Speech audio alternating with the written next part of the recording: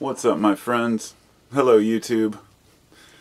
It's Carpo on a Tuesday evening, and haven't made a video in a couple days. I've been a little tied up and doing some other things. And yesterday, I went down to help my wife's family do some moving, and it was funny because first off, right on the top of my mind, you know, when I started this video, I was thinking I wanted to make it talk a little bit about price gouging, and then I just get so bored with subjects like that. It's like, yes, the market is what it is. People charge what they charge. I just had this extreme example of a couple days ago. I was looking for new boxes for my records. I've got a couple thousand records, and I wanted to keep them put in boxes to keep them organized and clean, dust-free, and so I went online and looked for record boxes, and of course end up on Amazon first thing. And I look, and there's these boxes for 17 bucks, and I thought, well, I wonder how many are in the stack. Well, no, it was a single box for 17 bucks. And I found a couple other that was like 4 boxes for like $50, or 5 boxes for like $45 or something. And I thought, you know, this is the kind of stuff that just makes everybody look bad. You can find the exact same size of box, of course, for, you know, much cheaper if it doesn't say it's 4 records. Well, anyhow, when we went to get the U-Haul to move yesterday, I I went in there and I saw these U-Haul boxes there. And there you go, U-Haul box. And this one was 12 or 16 3/8 inch by 12 5/8 by 12 5/8. And I thought, well, a record is 12 inches, and you give about a ½ inch for the cover size, and 12 5/8 should be perfect. And sure enough, I bought a pack of 25 of them for I think 20 bucks. So they ended up being 80 cents a piece. Of course, I took it home, put them together, and LPs fit perfectly in it. And they're great boxes. And it just got me thinking, you know, it's just like face palm sometimes. You just want to, like, you know, I remember the day when the internet, you know, when shopping on the internet became more feasible for the average person. And eBay was really my first expedition into, wow, I can get anything I want, anywhere in the world. And I even sold a few things on eBay for a while, and then I realized, you know, this is just, it's a money pit. And eBay's charging their fees to the sellers, so the sellers have to raise their prices. And even if you have free shipping, they just tie that into the price. Everybody knows that's how the market works. I mean, you know, people don't just eat shipping, they tie it into the cost. Which is why for my business I've always just charged straight what shipping costs. That way I can keep my prices separate. But it's kind of what keeps me out of the mercantile world. I don't want to be a merchant. I really don't want to be... I don't really want to have to spend my life dealing with money and with selling commodities, if that makes sense. But everybody has to eat, right? So, like for me personally, I've been trying to figure out how I can make what I do work for me. You know, like I love to research. I love to talk about things. I write a lot, and I have all these, you know, scattered papers everywhere, whether they're handwritten or, you know, typed. And I think, if I could just focus my energy on this and like put my love into what commodity I have to offer, then maybe I could make it work for me. But in the meantime, you know, I'm just doing what I can to try to get my head in the right place, you know. So those were a couple unrelated subjects there, but that's because it's a Carpo ramble, right? One thing I wanted to talk about, it was kind of interesting for me, was last Tuesday, a week ago, we actually went down to help the same people, you know, family members. And when we were coming home, I remember checking traffic on my phone. And then we got home, I went to find my phone later, and it was gone. And so my first thought was, well, I probably didn't drop it out on the road anywhere or anything, because I was in the car as we were coming home with it. So I knew that I had it when I got home. At least I thought I did. Anyhow, 7 days has passed now, and I still do not have my phone. And I've looked in every nook, cranny, you know, and crevice that you could imagine. I have a lot of stuff at my house, like out in my garage where, you know, I workshop, my office and stuff, and I pretty much went through everywhere I could have possibly been with the phone, and I just didn't find it. And I thought about it today. You know, I'm just sitting there thinking, it's so interesting when your routine gets broken. I've always been the guy who wants to say, I'm not dependent on technology. So in other words, I'm not going to ignore technology because I love having the access to it. But if all the lights go out tomorrow and I have no computer, no phone, whatever, I'll live.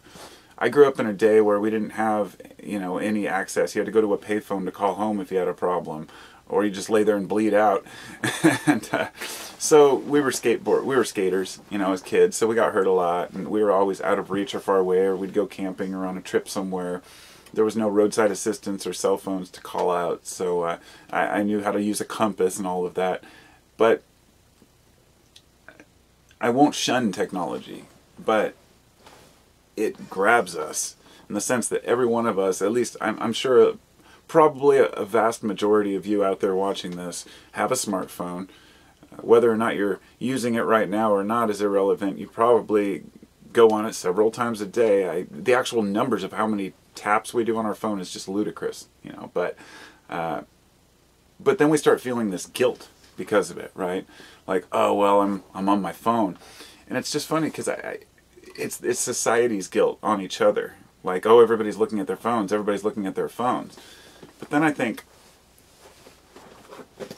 if the phone was a blank screen, you know, let's just put it this way. One person may be sitting down looking at Facebook or posting, you know, all kinds of gab about other people or whatever it might be. Whatever's popular in the movies or, you know, pop culture kind of shit, you know. And then there's other people who may be actually reading an important scientific paper or some literature or discovery that somebody made. Or perhaps they're reading a deep, thoughtful book. You just can't tell, you know. That's the thing. Instead of looking at each other, looking at our devices, we have to realize it's about what are you taking away from that. So for me, it's a lot of research. But not having my phone for a week has been kind of... let's just put it this way, I've purposefully not found it, but I've been looking for it at the same time. And if I really, really wanted my phone that bad, I could go down to the used phone store and just buy another one, because I always buy them used. I won't pay more than $100 for a phone. So anyhow, I thought, you know, we become not just dependent on our devices to look at or to use for the internet, but that safety of if we go somewhere and if something happens. And I don't have a home phone. So my kids are at school. I think, well, what if something happens to the kids and they call home and I'm not here? And I think these are the things we need to do to realize that we're not always that important. You know, we don't need to have access constantly to communication to one another. Things will work themselves out. I think back to all the years that I've, you know, of all the years that I've had a cell phone. How many times have I actually needed it for an emergency? Maybe once or twice, if that. And I don't know. It's just some thoughts I had about that. You know, of course I still have my computer, so it's not like I'm, you know, away from technology. But, you know, for the last few days, for example, you know, I haven't uploaded a video. There were times in the past where I loved uploading a video every day. And, there was a couple of years back, I took a week off of YouTube. And to the average person, that's no big deal. I mean, so what? So I don't upload a video for a week. Whoop-de-doo. Some people only upload every month anyway.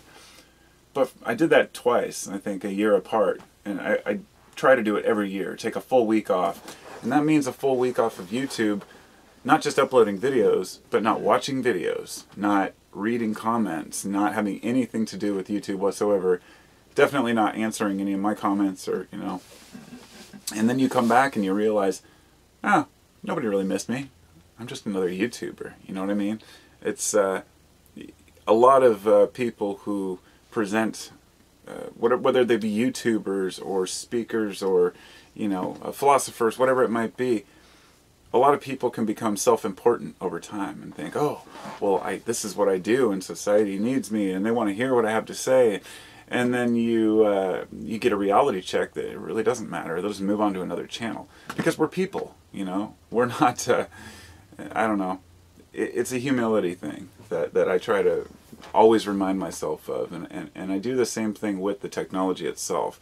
And the idea that sometimes it's good to just walk away for a little while. you know, to get away from the rat race, the chaos, the media, the marketing, all the hype and BS. You know, I've never used Instagram, for example. From what I hear, it's just crap. I'm not saying, you know, no offense to anyone who uses it, because I know a lot of people use it for their businesses, and that can be very useful. But I feel the same way about, say, Twitter. You know, for the most part, it's just crap.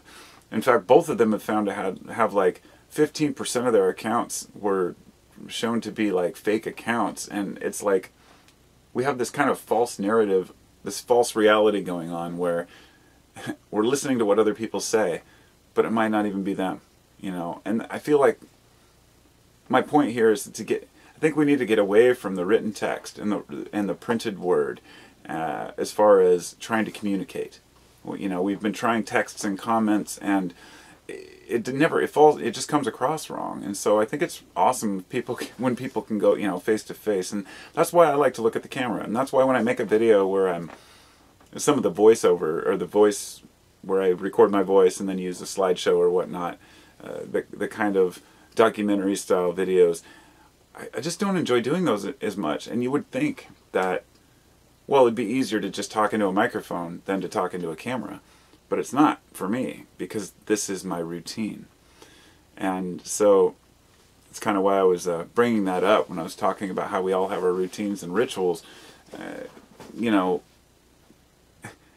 I used to tell myself I wasn't a routine person, and I'm not a habit-oriented person, and I like to just everything to kind of be, oh, let's see what's next, you know, surprise me.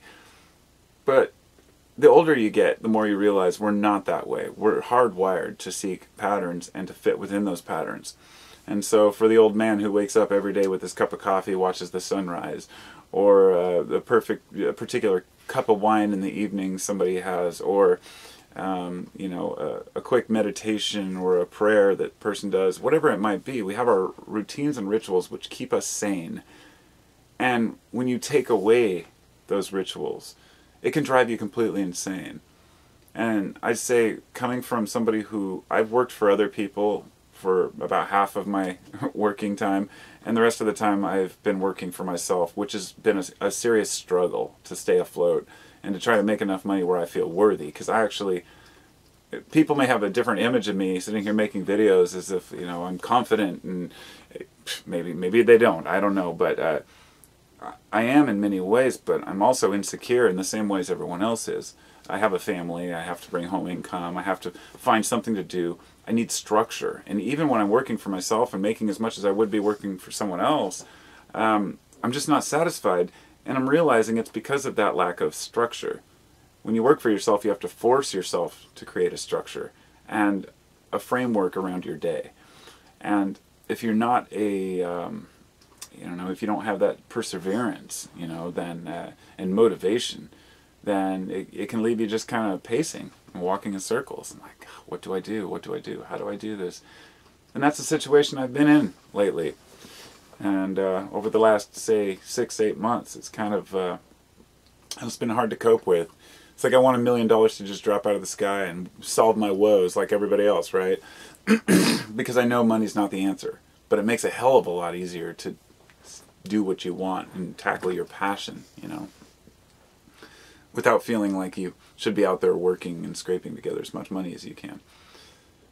But that's the world we live in. That's the society we live in. It's not something that the man has created, or that, you know, oh, everybody wants you to think you should be a worker. We are workers.